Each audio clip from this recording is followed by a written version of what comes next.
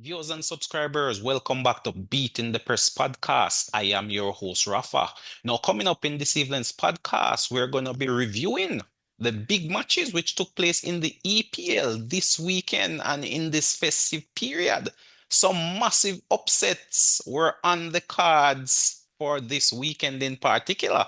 Now, of course, joining me this evening to review these matches and to talk some EPL football, we have returning to the podcast, Christoph. Good to be back, viewers. Yes, Christoph. Today was the day when we saw some big result with some big implication. Chelsea falling apart on the road. Christoph, that's where we're going to start our discussion this evening. Talk to us about that game. Chelsea going down 2-0 to relegation strugglers, Ipswich, and their former player coming back to bite them and bite them hard. That man over there, Hutchinson, Christoph, he got the second goal in that 2-0 defeat. Yeah, it wasn't necessarily a brilliant display by anybody.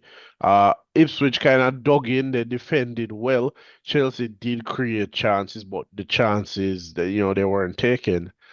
Nicholas Jackson coming on in the second half, he was offside, but he was 1v1 with the keeper and did not score.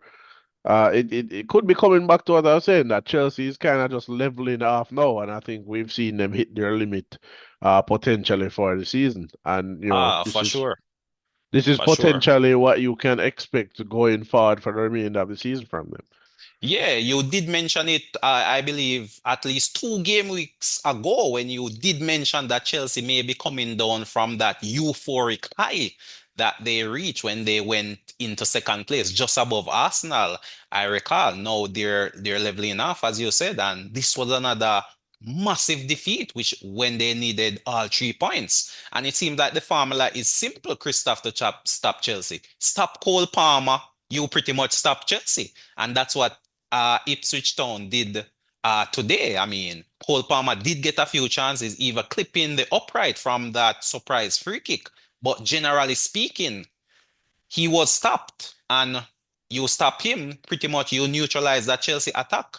I thought the squad selection, Christoph, was a bit surprising to me in terms of the starting 11. I thought a man like Jackson should have started this game. And of course, when Chelsea had to hit the panic button in the second half, it was that man Jackson who came on, and you could see the difference he brought to the team. Yeah, definitely. Very surprising. Maybe the manager wanted to try something new. Maybe he was, But away potentially from home, risk. try some. I'm not buying it. Try something Well, new away from home yeah, when you but needed but all but 3 points. they're playing a team that's in the bottom three, so maybe a bit of overconfidence, thinking, hey, we're better than them.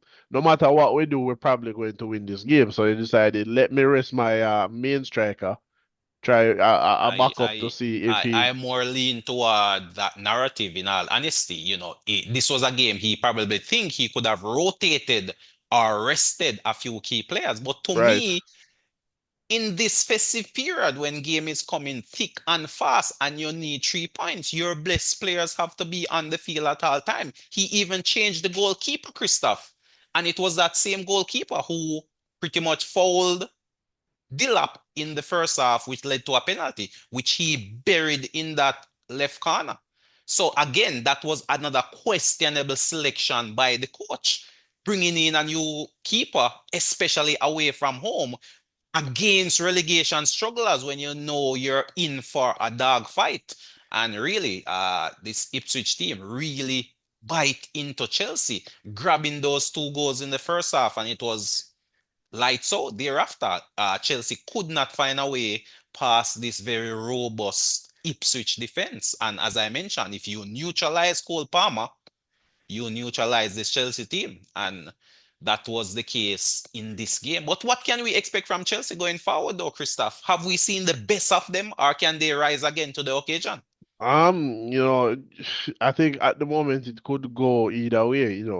It could be that we've seen the best of them if it's a case where teams are going to follow the template and just lock down Cole Palmer, and then Chelsea does nothing to kind of um doesn't find a plan B around that, or another player in which to get these games going and rallying, like a Enzo Fernandez, a João Felix, or a Nicholas Jackson, then teams are going to continue doing that for the remainder of the season, and then you won't be seeing any better results from Chelsea. This is what we can Yeah, I expect. mean, even the production from the wide players as well.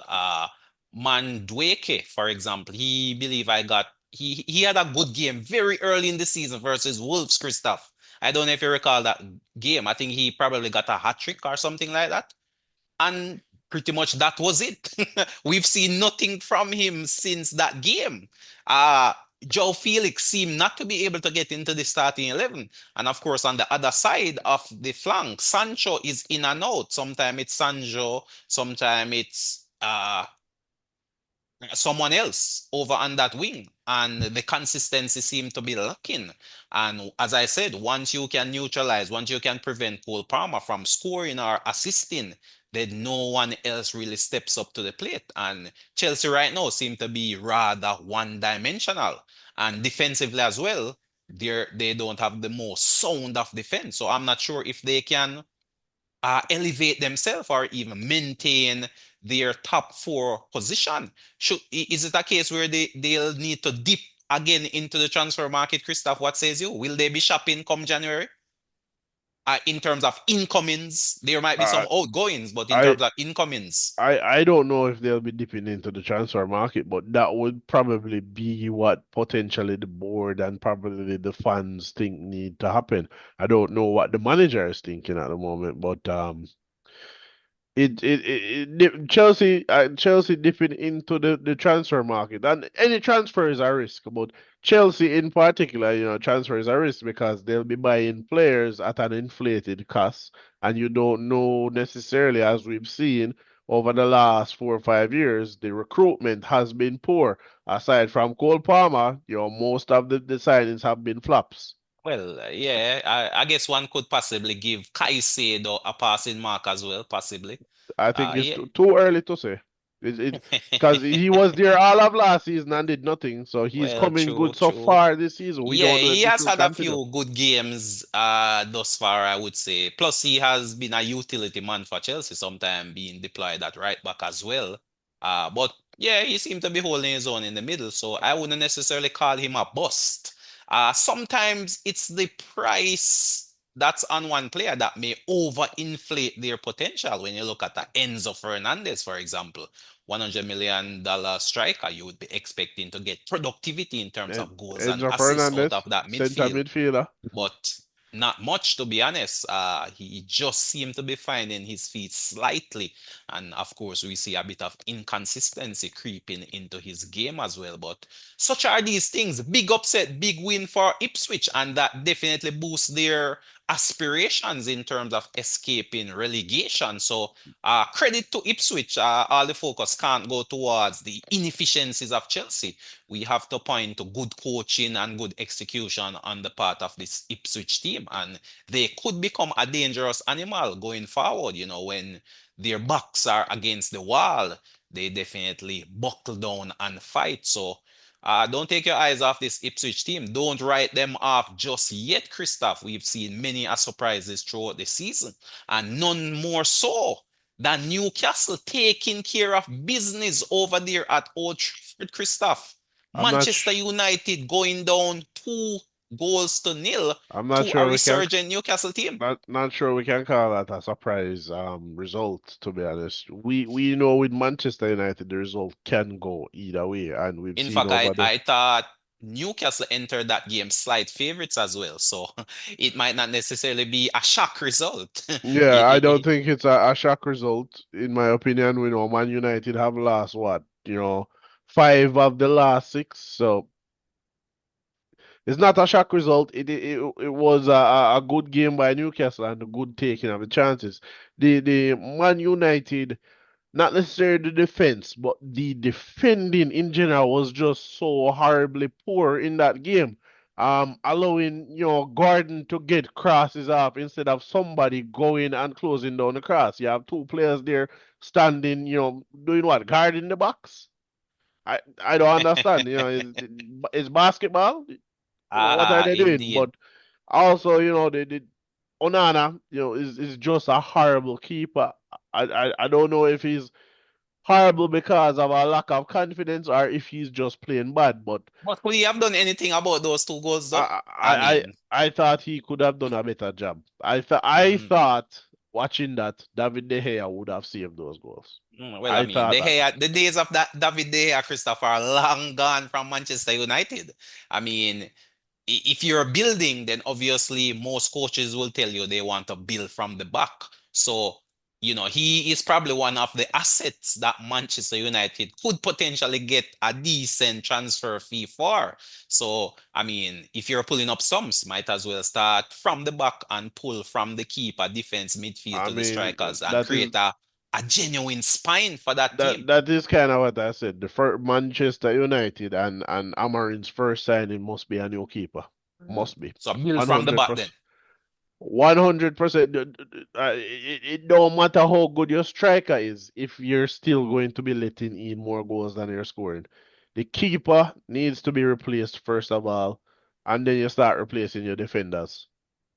So, there's no way to salvage the season then. It's just a case of trying your best to see out the rest of the season and then start dipping into the January window, getting a few quality pieces, and then, of course, dipping in again in the summer and getting some more quality pieces while trying to move out some dead weight as well. Here's the thing. The season does have to be salvaged because at the moment you have to consider Manchester United in a relegation battle at the moment.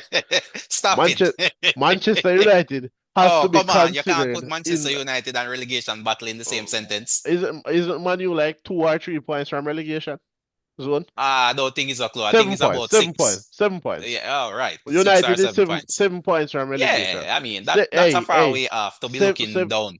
7 points is two more losses. Well, and of course, 7 points Manchester is two more United do losses. have Liverpool and Arsenal on the horizon. Those could potentially be two L's. So who to tell? But again, you would definitely need the other teams around United to win. So I'm not too convinced that United is in a relegation battle currently. They're going through a bad spell, as have, we've seen Man City going through a bad spell as well. We see Ipswich is looking a little better. They won two of their last five, last three. Crystal Palace won their last game. Their form seems to be picking up. Wolves is resurgent. We know that Everton has been defending better. They lost the last game, but they've been defensively better. They're picking up points. They're just draws, but picking up Right. points. Man United is the only one who is in is it of all those teams. United are probably the poorest in form.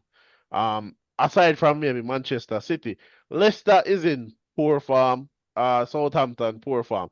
Leicester, we have to look at Leicester and probably say that they will definitely be going down because they lost to probably the worst team in Europe based on current form. Losing to Manchester City, whom we see is very beatable. The template is there for 12, 13 games now. 13 teams have showed you how to beat them and you still Right, lose. right. So, I mean, Yeah, I mean, Leicester is probably one of the weaker teams on paper, along with Southampton. But really, the other teams in and around that relegation zone are definitely battling it out. Ipswich, Wolves, Everton, and as you mentioned, potentially, I wouldn't necessarily say Manu is in there as yet, but potentially a couple more losses under their belts, and the narrative may shift quickly. And of course, U- that confidence will also dip. And United, possibly the coach may lose the dressing room because even today, United, Christoph, the United manager has had to make lost. a tactical decision in bringing off Zerky early.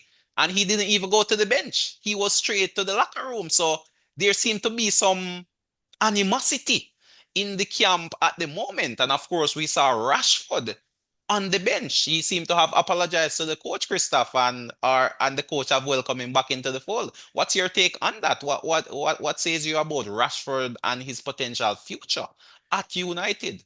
Well, I mean, there were some rumblings about Rashford leaving United, and uh, I don't know. I have never thought Rashford is as good as people think he is, or even he thinks he is. I think it's that inflation of English talent, so to speak. So in terms of the league, though, which winger would you liken? a Rashford to in terms of production that may not necessarily get the media attention or the media hype as a Rashford? Is he more in the fold of a Doku per se, or he's more a Garden from Newcastle, Uh, let a me, Saka from Arsenal? no, Where no, does he no, fit, no. so to speak? He's nowhere near a Saka from Arsenal because you would put players like Saka with Salah. You put Saka, Salah, and Cole Palmer in the same bracket. You don't put Well, no, Rashford there. Salah is punching about. Salah is in a bracket by himself. No, no, no, no. We're not talking about Salah's overall production since Well, his since time the at season, Liverpool. Christoph, We're look at talking Salah's about the season. statistics. Salah, He, Salah, yeah. Cole Palmer, Saka have to be in the same bracket Okay. in So terms you're of putting wingers. those in like a A class then. Yeah, Those are right. your A Those are wingers, your A class wingers. right? Rashford this season is probably like a D. D. D. You put Whoa. like somebody like a Garden in a B or C. I would say Okay. B based Okay. on recent form. Right, right, right. Rashford is D. D. He's not at F. F I would put somebody like a Jeremy Doku at the moment in F. Mm. Right? Okay. Doku you'd put maybe Doku and Grealish in F. Okay. Right? Savinho you would put probably in B or C. Oh, maybe I see. I mean, he's scoring his first goal in his entire Man City career, Christoph. Can you But believe it? He has he just is gotten his producing. first goal for Man City. No, I mean Yes, he's check a the winger. statistics. That was I his mean first goal in the EPL for Man City. he's a winger. So Right, but wingers do cut in. Look at Amares, for yeah, example. yeah, He's wingers technically he's do cut replacing in. like Amares. No, no, he's So definitely not wingers cut replacing in, get Amaris. their goals, get their assists. I mean, come on. Look at Ma Saka. Mahrez Saka is a winger, but produces. Saka is giving you double-digit returns for the season Saka is in an goals and inside forward. assists. Saka is an inside forward. Salah is an inside forward. Right. They're not But playing as traditional but wingers, you if know. you look at how Savinho plays, he Mhm. oftentimes cuts in. He's not going to the byline and squaring. That's not how Man No. City plays. He's cutting in and roaming infield or dribbling infield and then getting off shots, crosses, etc. But for sure, I mean, definitely Manchester United is going to have to do a rebuild. But credit to Newcastle, Christoph. We have to give credit to Newcastle. Newcastle did exactly what Bournemouth did, which was to go man to man in terms of pressing. And it worked tremendously well in that first half. And that's how Newcastle ended up with their two goals. And it could have been more. Tonelli hitting the upright as well, and other chances were created. So Manchester United were probably very fortunate only to go into the halftime at 2-0 down. Granted, they did carve out one or two chances. One of the more clear-cut chances I recall was a giveaway in the backline from Newcastle where Casemiro had a glorious opportunity to bring Manchester United back. But again, he failed to hit the target. Same with Highland as well. Highland got one of those chances in the first half, failing to hit the target. So, in a sense, we're seeing evidence of that Ten Hag characteristic, Christoph, where Ten chances Hag were or created. Amarin. No, I'm saying within the United team, we're still seeing United creating chances, but not finishing. And that was the characteristic under Ten Hag, where they were creating, but still couldn't find the finish. And we're seeing similar traits, similar characteristic of that taking place as well. And of course, we can see with the early tactical change, it's clear the coach made an error in his team selection. But he had the balls to correct it, and that was good. That was commendable. But another defeat under his belt, another defeat for United. And the wheels of that United wagon seem to be wobbling if they haven't already fallen off, Christoph. That new coach shine is already rubbed off, and with Liverpool next and then Arsenal on the horizon. Where does Manchester United get their next win from? Is the question. Um, Amarin might need to reshuffle the pack. Uh, in But his at this point, shouldn't he know his best 11? Well, He has given everybody a chance, he has given everybody a chance, but they got a chance while that new coach Bones was there. Everybody was vibing off the energy. He right? probably needs to reshuffle and try again, and not hold to who performed well the first 2 weeks of his tenure or whatever. He needs to reshuffle and bring back in some players that maybe he has, dropped for whatever reason, like a Garnacho. Those players Mm, probably need to come back in. But also, this particular game could be down to the absence of a Bruno Fernandes who got himself suspended. They were missing that creative outlet and that goal threat from a Bruno Fernandes. right, So right. maybe when Fernandes comes back, we can see how they perform.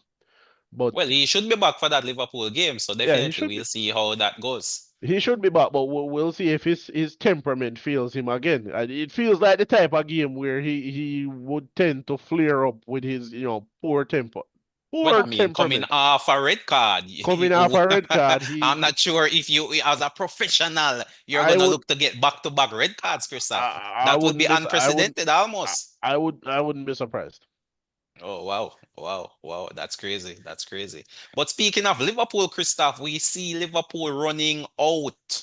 Comfortable winners over West Ham, 5-0 versus West Ham. Can Liverpool be stopped, Christoph? Or they're just gonna make a charge towards that title? Can Liverpool be stopped? I mean, we're going into the new year. They're top of the league. They have a comfortable league with a game in hand at that.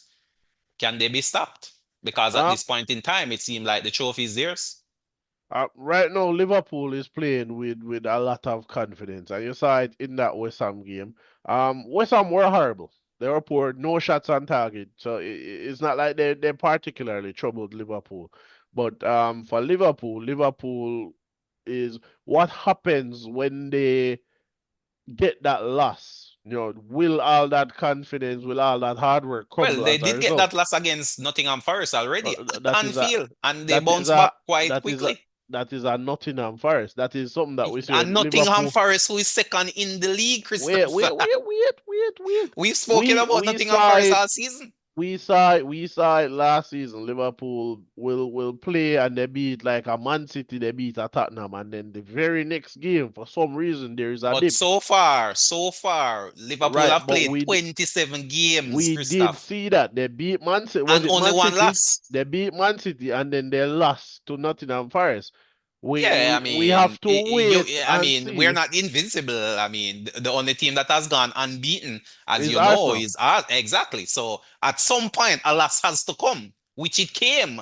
And looking on now, you can see that that was the second best team in the league, beating the first team in the league when you really It's look at it. it's the second best team in the league right now. But at the Right now, time, that that's was not right. the But at the case. time, Nottingham Forest was punching.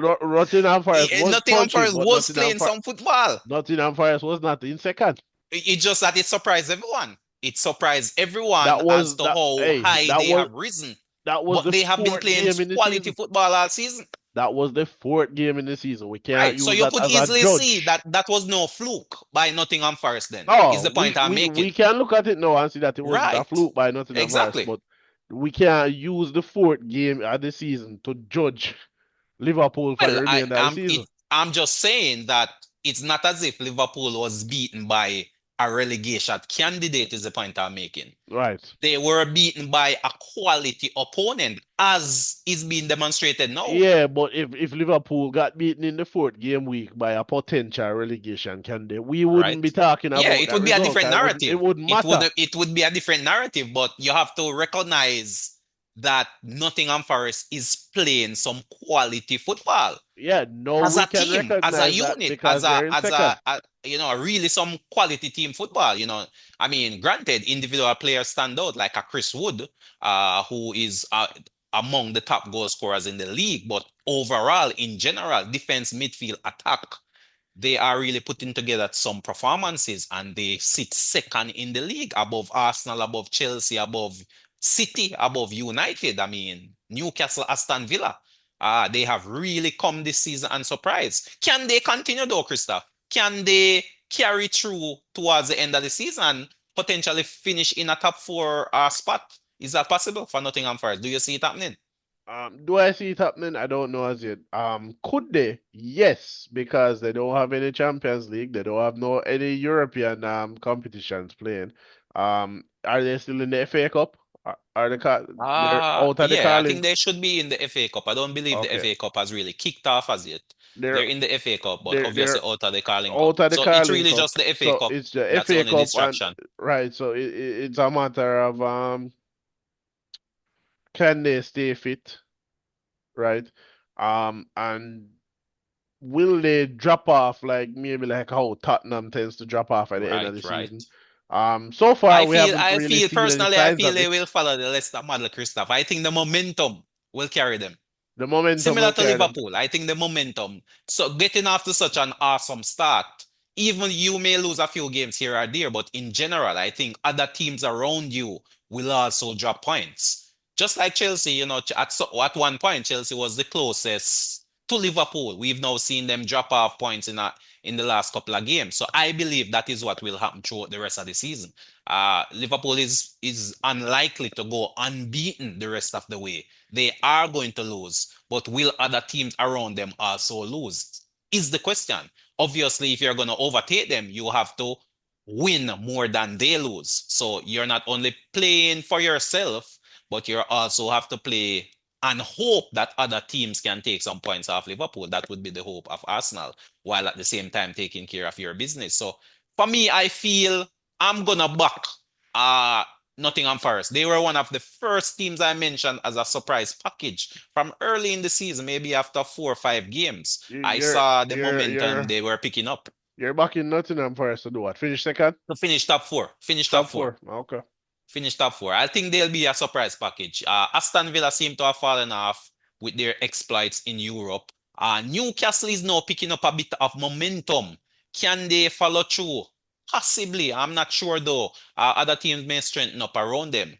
City, I don't see any way back for City in terms of challenging for the title. They may squeeze in at fourth.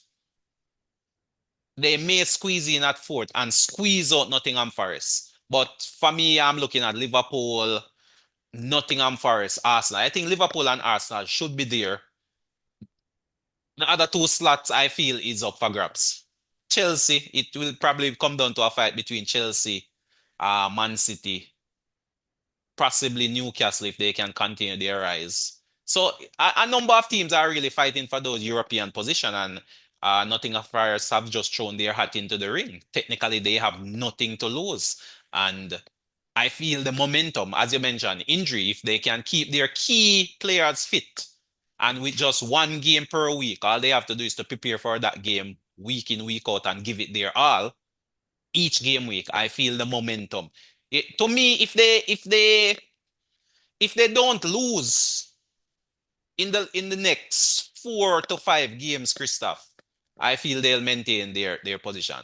If they can start the year good on a momentum, I feel they will follow through. If they lose one or two early in January, then they might be in trouble. But if they can keep going early in January, the new year, I think that will just push them more towards a top four finish. So I'm not counting them out at all. I feel they have the staying power. But time will tell. Time will definitely tell. But which other game stood out for you though, Christoph? I mean, any other game of note? I mean, you could probably talk about the Aston Villa Brighton game potentially. Right. I mean, again, both teams in need of win. Aston Villa. Again, I lament the Aston Villa defense, Christoph. That is where Aston Villa is weak. They will score goals, but for whatever reason, they are very leaky. I don't rate Paul Torres any at all. I believe he's too weak physically for the EPL.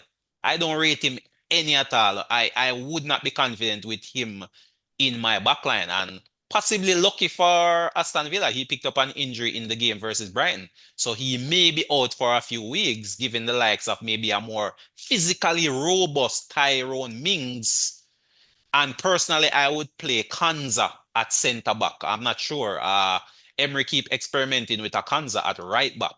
I would play him in the he to me he is Aston Villa's best defender, Kanza, whether at right back or centre back.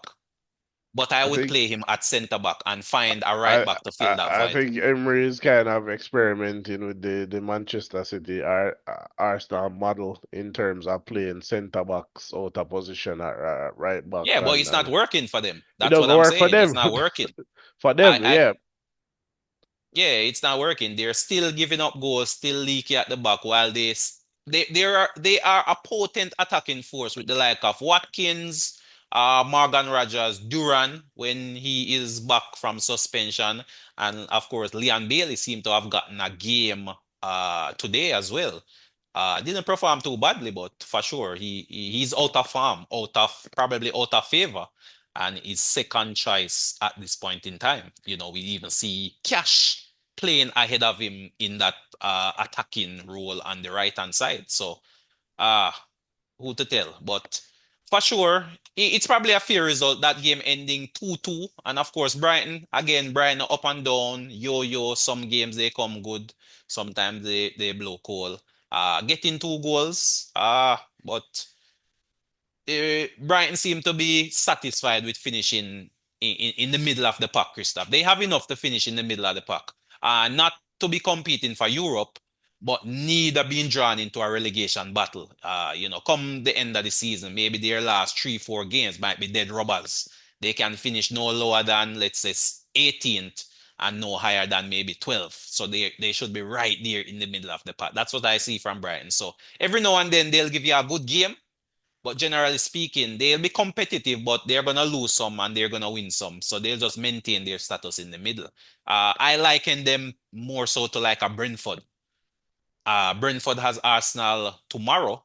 That's the final game of the game week. But I liken Brighton to Brentford, where some games they're gonna come good, they're gonna surprise you at times, and then other games they're just gonna lose. So they're gonna finish in middle part, not worrying about relegation, but still not punching heavily enough to really challenge for any of the European positions. So, uh Aston Villa definitely need to step up. I think they need some signings in the window, Christoph, especially I would say wingers. They still haven't replaced that speedy winger which went to Saudi Arabia over the summer. Diaby. They had a winger, Diaby. He was a speed merchant.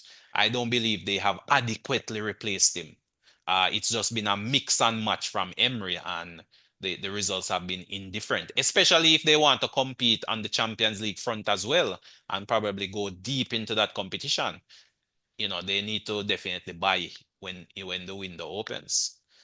But that was another interesting game. Of course, Forest, Christoph, we spoke about Forest, but Forest again took care of business versus Everton, beating them 2 goals to nil. Still potent up front, getting a goal or two, and of course, keeping it very tight at the back. Granted, I mean, Everton is really no attacking force, but this was a game away from home. Goodison Park. This is Everton's last season at Goodison Park as well, Christoph. They move to a new stadium come next week. I mean, next year. So, one would be hoping that they would give a little bit more now playing in front of their fans for the last season at that historic stadium, but it was Yeah. not to be. Moving to It's new stadium possible. is sometimes very detrimental to a club.